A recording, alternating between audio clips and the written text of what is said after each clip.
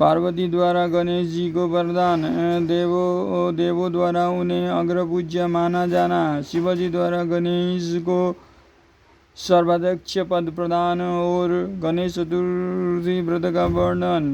तत्पश्चात सभी देवताओं का उनकी स्तुति करके हर्षपूर्वक अपने अपने स्थान को लौट जाना।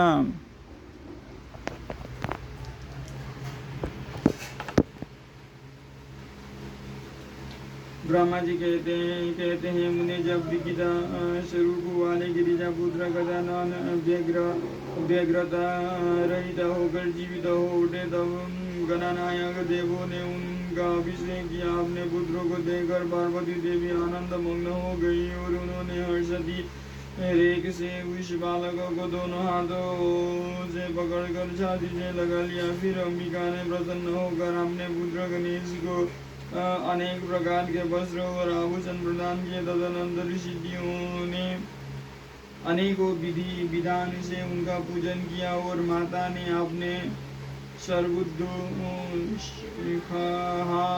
हाथ से उनके अंगों का स्पर्श किया। सर्वदुखारी। इस प्रकार शिव पत्नी पार्वती देवी ने अपने पुत्र का सत्कार करके उसका मुख चूमा और प्रेम पूर्वक उसे वरदान देते हुए कहा, बेटा इस समय तुझे बड़ा कष्ट झेलना पड़ा है, किंतु अब तू कृतकृत्य हो गया है, तू धन्य है। अब से संपूर्ण देवताओं में तेरी अग्र पूजा होती रहेगी और तुझे कभी दुख का सामना नहीं करना पड़ेगा, क्योंकि इस समय तेरे मुख पर सिंदूर दिख रहा है, इसीलिए मनुष्य को सदा सिंदूर से तेरी पूजा करनी चाहिए। जो मनुष्य पुष्प, चंदन, सुंदर गंध, नैवेद्य, रमणीय आरती, तांबूल और दान से तथा परिक्रमा और नमस्कार करके विधि पूर्वक तेरी पूजा करेगा, उसे सारी सिद्धियां हस्तगन हो जाएगी और उसके सभी प्रकार के विघ्न नष्ट हो जाएंगे। इससे लेस मात्रा भी संचय नहीं है। ब्रह्मा जी कहते हैं मुने महेश्वरी देवी ने अपने पुत्र गणेश से यो कहकर उसे नाना प्रकार की वस्तुएं प्रदान करके पुनः उसका अभिनंदन किया। विग्रह तब गिरिजा की कृपा से उसी क्षण देवताओं और शिवगणों का मन विशेष रूप से शांत हो गया। तदनंतर इंद्र आदि देवताओं ने हर्षती रेख से शिवा की स्तुति की और उन्हें प्रसन्न करके हुए भक्ति भावित चित्त से गणेश देव को लेकर शंकर शिवजी के समीप चले। वहाँ पहुँचकर उन्होंने त्रिलोक की कल्याण कामना से भवानी के उस बालकों को शिवजी की गोद में बैठा दिया।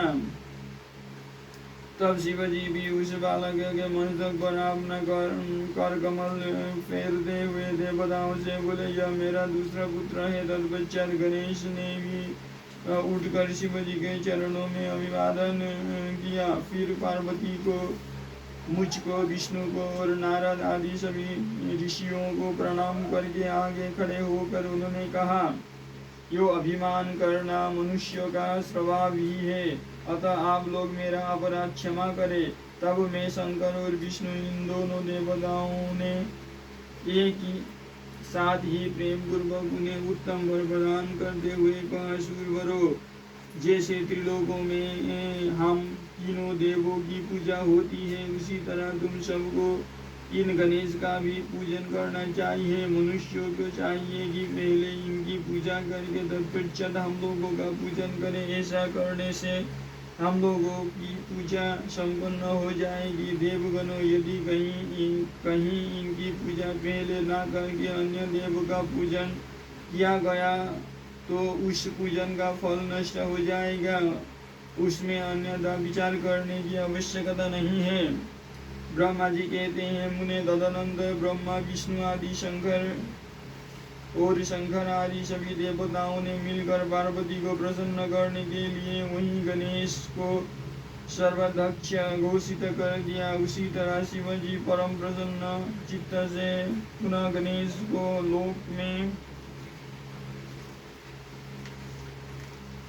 लोक में सर्वदा सुख देने वाले अनेकों वर प्रदान करते हुए बोले। शिवजी ने कहा, गिरिजानंदन, निस्संदेह मैं तुझ पर परम प्रसन्न हूँ। मेरे प्रसन्न हो जाने पर अब तू सारे जगत को ही प्रसन्न हुआ समझ। अब कोई भी तेरा विरोध नहीं कर सकता। तू शक्ति का पुत्र है, अतः अत्यंत तेजस्वी है। बालक होने पर भी तूने महान पराक्रम प्रकट किया है, इसीलिए तू सदा सुखी रहेगा। विघ्ननाश के कार्य में तेरा नाम सबसे श्रेष्ठ होगा। तू सबका पूज्य है, अतः अब मेरे संपूर्ण गुणों का अध्यक्ष हो जा। इतना कहने के पश्चात महात्मा शंकर अत्यंत प्रसन्नता के कारण गणेश को पुनः वरदान देते हुए बोले, गणेश्वर, तू भाद्रपद मास के कृष्ण पक्ष की चतुर्थी तिथि को चंद्रमा का शुभोदय होने पर उत्पन्न हुआ है। जिस समय गिरिजा के सुंदर चित्त से तेरा रूप प्रकट हुआ, उस समय रात्रि का प्रथम पहर बीत रहा था। इसीलिए उसी दिन से प्रारंभ करके उसी तिथि में तेरा उत्तम व्रत करना चाहिए। यह व्रत परम शोभन तथा संपूर्ण सिद्धियों का प्रदाता है।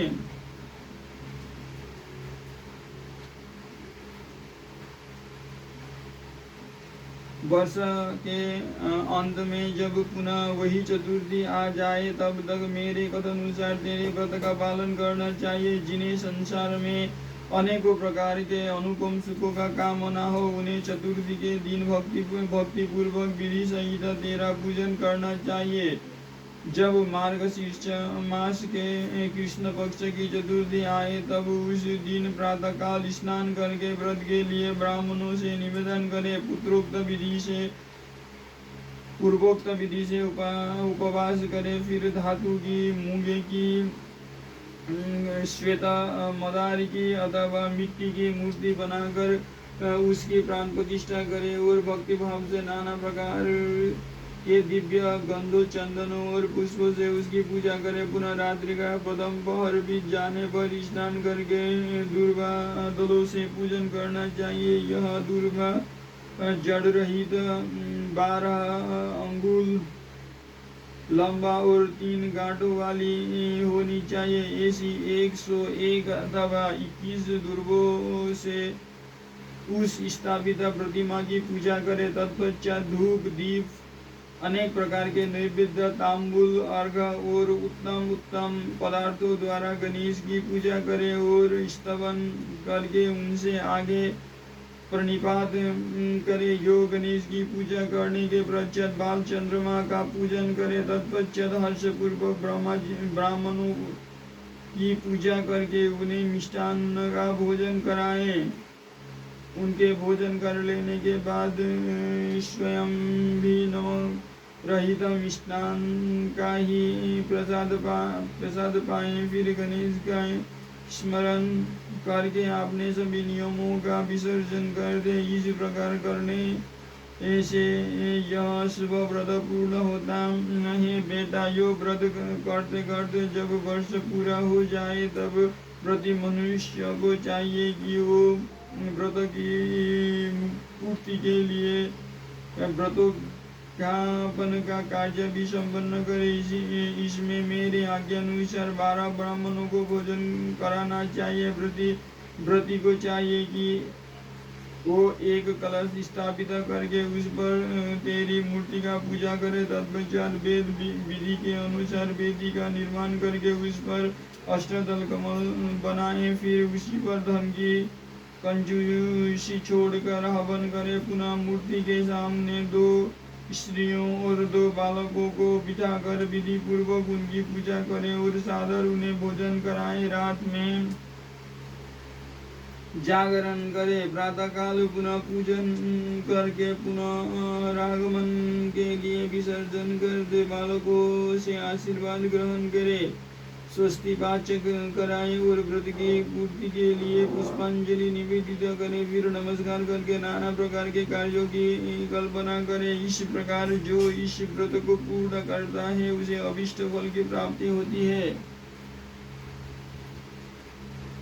गणेश जो श्रद्धा सहित अपनी शक्ति के अनुसार नित्य तेरी पूजा करेगा उसके सभी मनोरथ सफल हो जाएंगे। मनुष्य को सिंदूर, चंदन, चावल, केतकी, पुष्प आदि अनेकों उपचारों द्वारा गणेश जी का पूजन करना चाहिए। जो लोग नाना प्रकार के उपचारों से भक्ति पूर्वक तेरी पूजा करेगा उसके विघ्नों का सदा के लिए नाश हो जाएगा और उनकी कार्य सिद्धि हो जाएगी। सभी वर्णों के लोगों को विशेषतः स्त्रियों यह पूजा अवश्य करनी चाहिए तथा अभ्युदय की कामना करने वाले राजा के लिए भी यह व्रत अवश्य कर्तव्य है। प्रति मनुष्य जिस चीज वस्तु की कामना करता है उसे निश्चय वो वस्तु प्राप्त हो जाती है। अतः जिसे किसी वस्तु की अभिलाषा हो उसे अवश्य तेरी सेवा करनी चाहिए। ब्रह्मा जी कहते हैं, मुने जब शिवजी ने महात्मा गणेश को इस प्रकार वर प्रदान किया तब संपूर्ण देवताओं, श्रेष्ठ ऋषियों और शिव के प्यारे समस्त गणों ने तथास्तु कहकर उसका समर्थन किया और अत्यंत विधि पूर्वक गणाधीश का पूजन किया। तत्पश्चात शिव गणों ने आदर पूर्वक नाना प्रकार की पूजन सामग्री से गणेश्वर की विशेष रूप से अर्चना की और उनके चरणों में प्रणाम किया। मुनीश्वर उक्षम गिरिजा देवी को जो आनंद प्राप्त हुआ उसका वर्णन मेरे चारों मुख से भी नहीं हो सकता। तब फिर मैं उसे कैसे बताऊं। उस अवसर पर देवताओं की दुंदुभियां बजने लगी, अप्सराएं नृत्य करने लगे, गंधर्व श्रेष्ठ गान करने लगे और पुष्पों की वर्षा होने लगी। इस प्रकार गणेश के गणाधीश पद पर प्रतिष्ठा होने पर वहाँ महान उत्सव मनाए गए। सारे जगत में शांति स्थापित हो गई और सारा दुख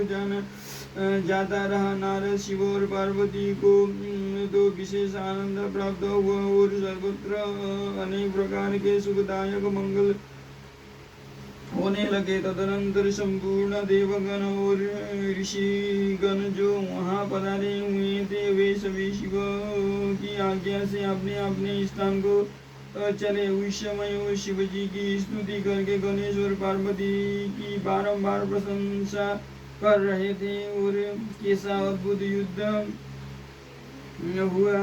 जो परस्पर वार्तालाप करते हुए चले जा रहे थे। इधर जब गिरिजा देवी का क्रोध शांत हो गया तब शिवजी भी जो स्वात्माराम होते हुए भी सदा भक्तों का कार्य सिद्ध करने के लिए उद्यत रहते हैं, गिरिजा के सन्निकट गए और लोगों की हित कामना के पूर्वक नाना प्रकार के सुखदायक कार्य करने लगे।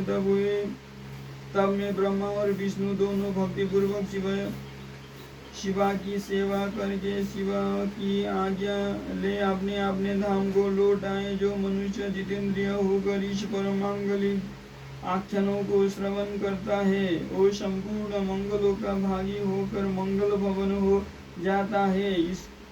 इसके श्रवण से पुत्रहीन को पुत्र की, निर्धन को धन की, भार्याओं को भार्य की,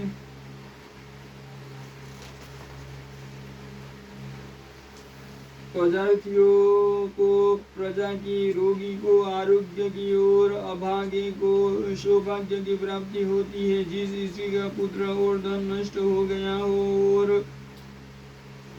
पति परदेश चला गया हो उसे उसका पति मिल जाता है। जो शोक सागर में डूब रहा हो वो इसके श्रवण से निस्संदेह शोक रहित हो जाता है। यह गणेश चरित्र संबंधी ग्रंथ जिसके घर में सदा वर्तमान रहता है वो मंगल संपन्न होता है। इसमें तनिक भी संचय की गुंजाइश नहीं है। जो यात्रा के अवसर पर अथवा किसी भी पुण्य पर्व पर इसे मन लगाकर सुनता है वो श्री गणेश जी की कृपा से संपूर्ण अभिष्ट फल प्राप्त कर लेता है। ओम शांति।